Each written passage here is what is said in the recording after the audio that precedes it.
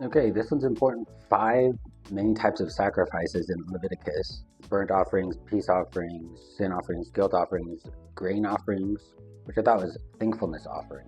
But anyway, because there's so many offerings, I think we don't realize what is happening when there's a sacrifice. Until I read this book, God Will Prevail, it talks about the symbolism in making a covenant. I'm just going to read. To confirm the covenant, God asked Abraham to engage in a ritual or ordinance. He was told to sacrifice a cow, goat, ram, turtle dove, and a pigeon. Abraham cut each animal in two, except the birds, and laid the divided halves down as if a small path separated them. There's great symbolism in this. In English, we say make a covenant, but in Hebrew, you say cut a covenant. Abraham's act of literally cutting the animals in two emphasizes that he was truly cutting a covenant with God.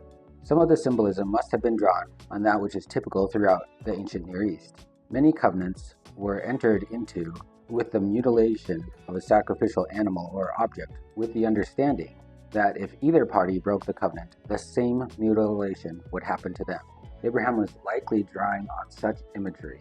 I think Jasmine Rapley has said, by making this covenant, God is saying that he would rather be cut in half than break the covenant. And of course, ironically, I guess that is kind of what happened when he was crucified, despite not breaking the covenant. And it's not clear in the Bible because of all those different sacrifices, but in the Book of Mormon, we see what's called simile curses. Here we go.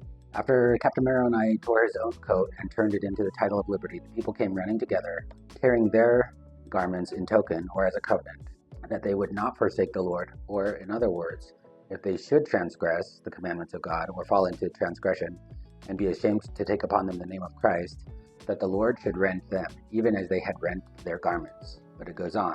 We covenant with our God that we will be destroyed, and he may cast us at the feet of our enemies, even as we cast our garments at thy feet to be trodden underfoot. So when a covenant is made, there's an object that experiences that. And that's consistent with ancient Near East tradition, even though it's not really taught in the Bible because it was just assumed, I guess. But yeah, it's very beautifully portrayed in the Book of Mormon.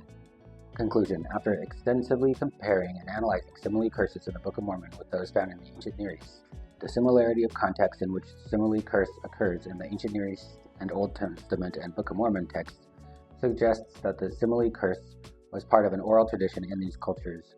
I know it's very powerful when you read it, and now that you recognize what the covenants mean, I think it makes them more meaningful to know how much God loves us.